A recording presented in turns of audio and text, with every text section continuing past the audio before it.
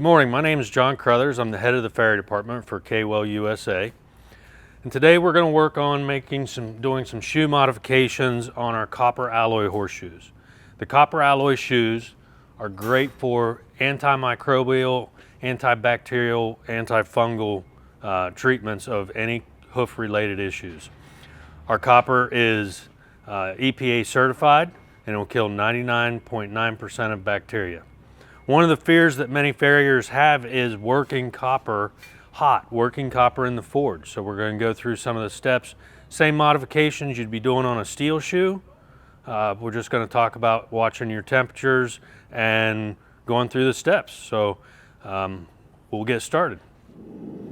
Okay, so sometimes you may want to have a little bit more traction through the toe. So the next modification I'm going to work on is doing a fullering through the toe. So we're going to extend this crease right on across to match up with the other crease. I'm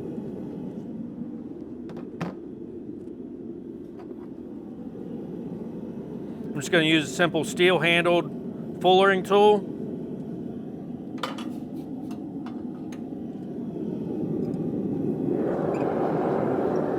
Again, be mindful of our heat.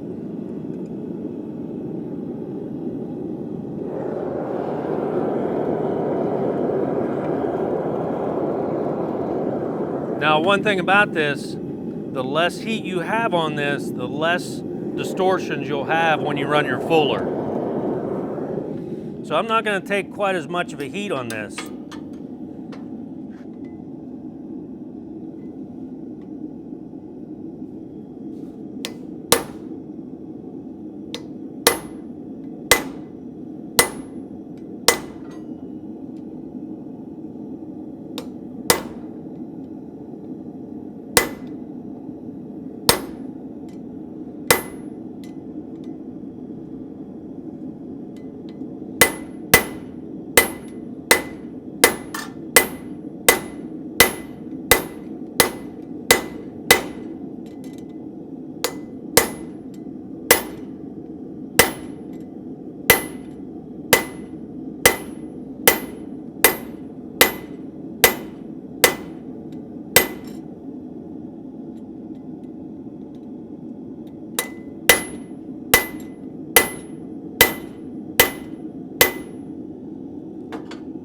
Now we're going to get a little bit of distortion no matter what, so I'm going to come back through,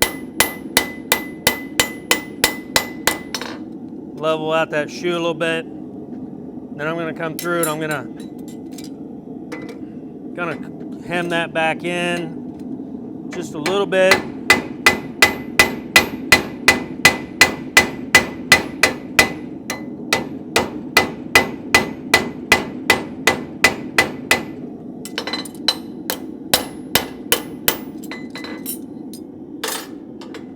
Then we'll come back and just open that back up.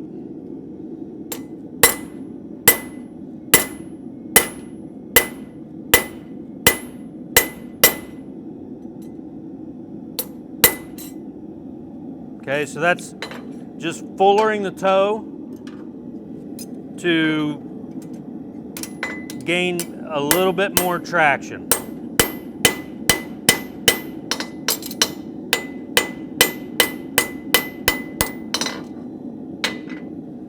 All right, so sometimes we also need to have maybe a little bit more heel support. So we're going to stick with our fuller and we're going to go ahead and double fuller this heel to expand it. So in this application, I'm going to go for a little bit more heat. Still not going to go to my yellow heat, but I'm going to go for a little bit more heat so I can get a little bit more distortion coming on that shoe, or a little bit more expansion.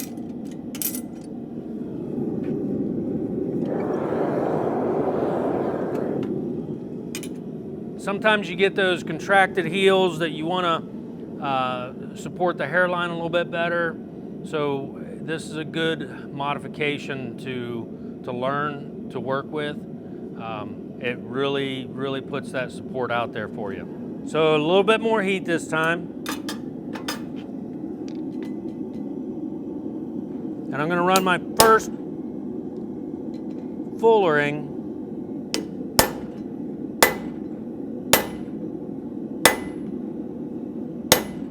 more towards the outside.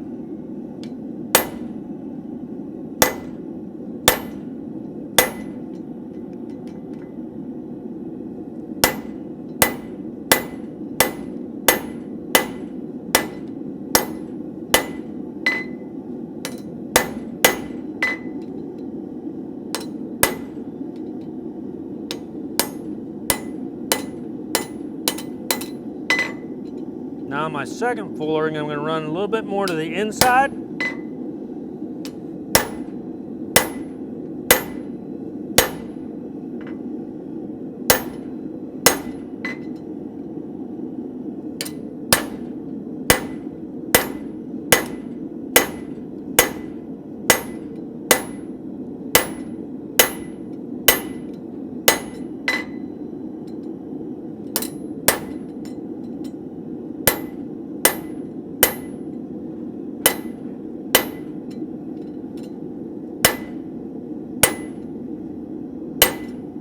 And I'm going to come back and clean up my outside.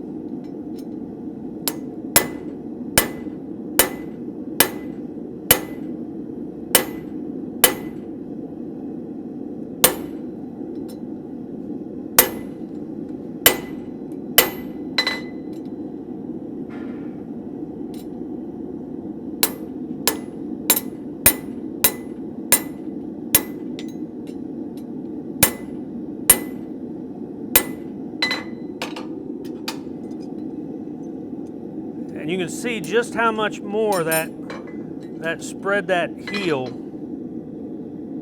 to give you a wider web if you need to support that contracted heel, but you want to be able to shoe the hairline.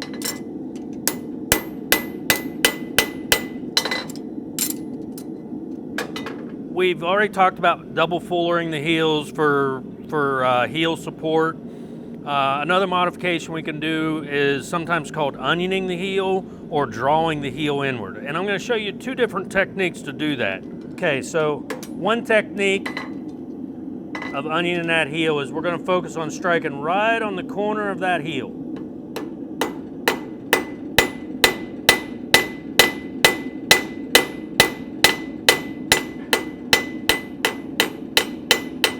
See how easy that draws in?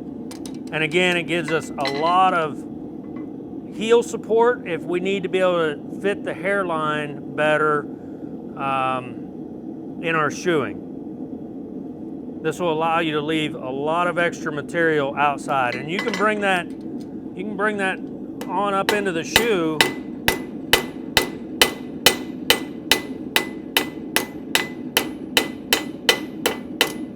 if need be. Okay, so that just gives us a lot more lateral support or heel support for our contracted heeled horses. So the second way that we can onion that heel in is by coming to the back side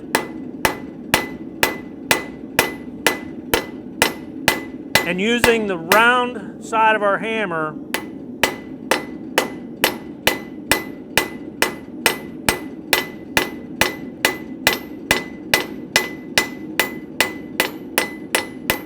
to draw that in.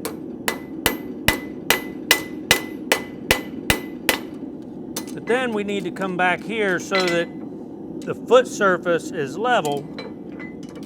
We need to come back here and push that back down. So I'm turning my hammer at an angle, pushing that material back down.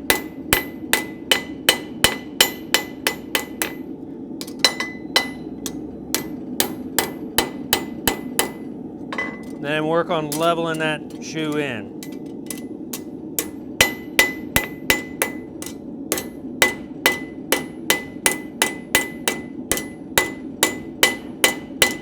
This one takes a little bit more effort to get your level back.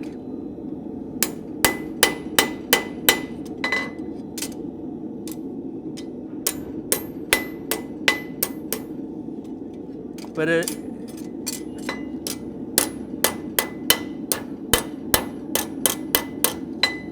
as you can see, we maybe get just a little bit more material this way. We get a little bit more support doing it this way.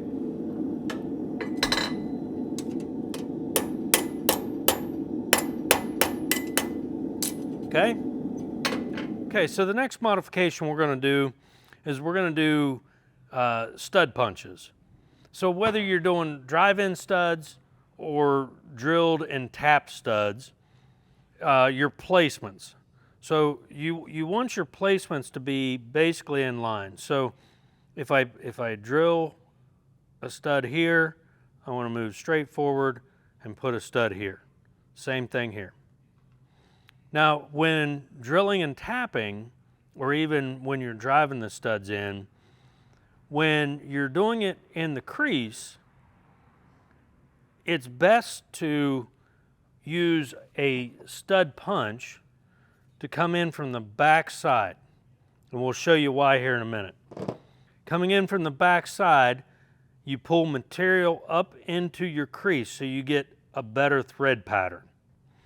If you drill up here, your thread pattern is going to be very shallow because it's going to take the thickness of the crease or the fullering out of your threads. You'll only have threads on the inside and the outside of the web. You won't have anything on the front and the back. So you get a better security by punching, back punching.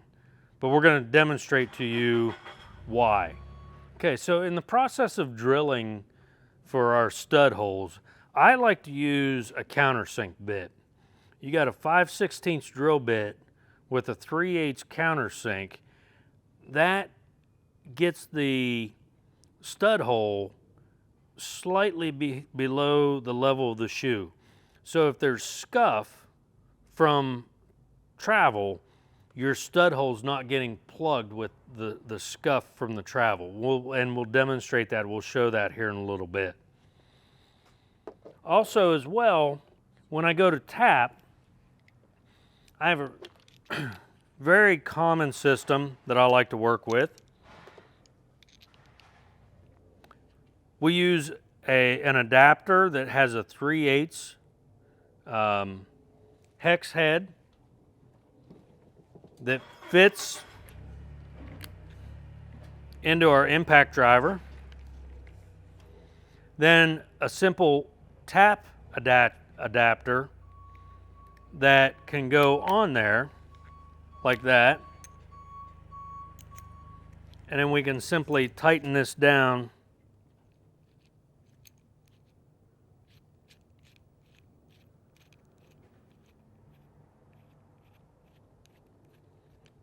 to secure our tap in place.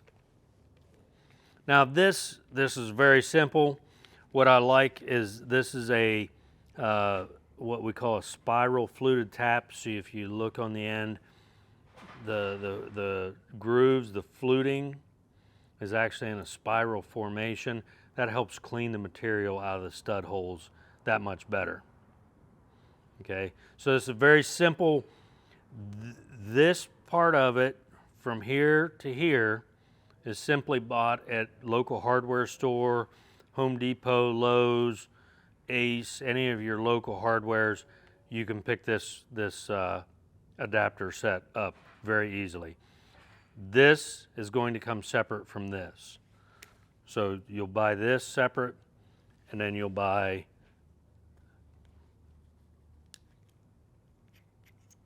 this part separate. Okay, so we're gonna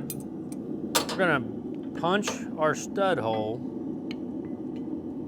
between these two nail holes. I'm gonna air towards a little closer to the toenail hole.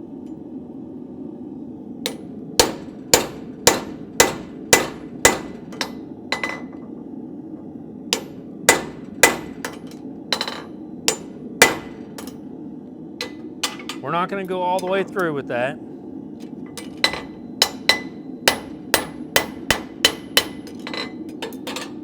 Come back and level that up, and then we're going to find the center of that.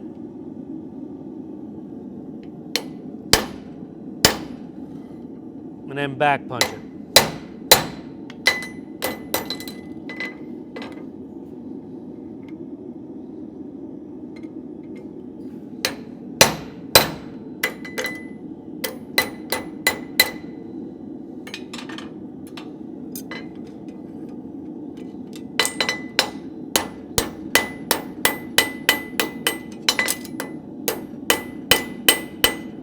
Now that gives us a good amount of thread, or a good amount of material to put our threads into coming up through. Okay, so I'll demonstrate to you on this side if we would drill that out, what it would look like. Okay, so before we drill our stud holes, I'm going to center punch where I'm going to put them. I'm going to actually move that.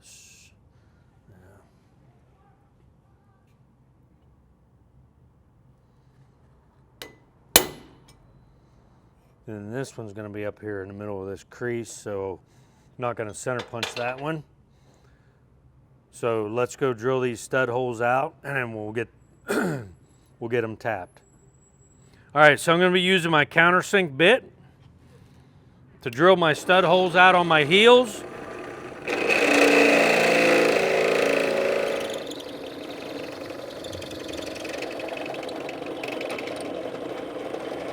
Okay, so even though I did stud punch this, use a stud punch on this side, I still go back and do my countersink. Because as the horse is traveling without the studs in, the ground surface will start closing up this stud hole ever so slightly. So if you have a little countersink, then your threads are protected down in deeper, and you're not going to have burrs getting into your stud hole. So the countersink is a very important thing for your customer's convenience of making sure that they can clean the threads and get the studs put in.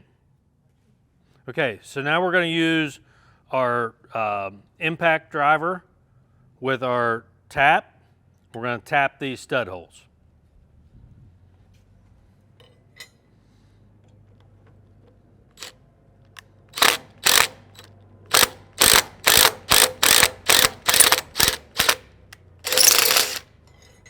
This is by far the easiest way I've ever tapped anything.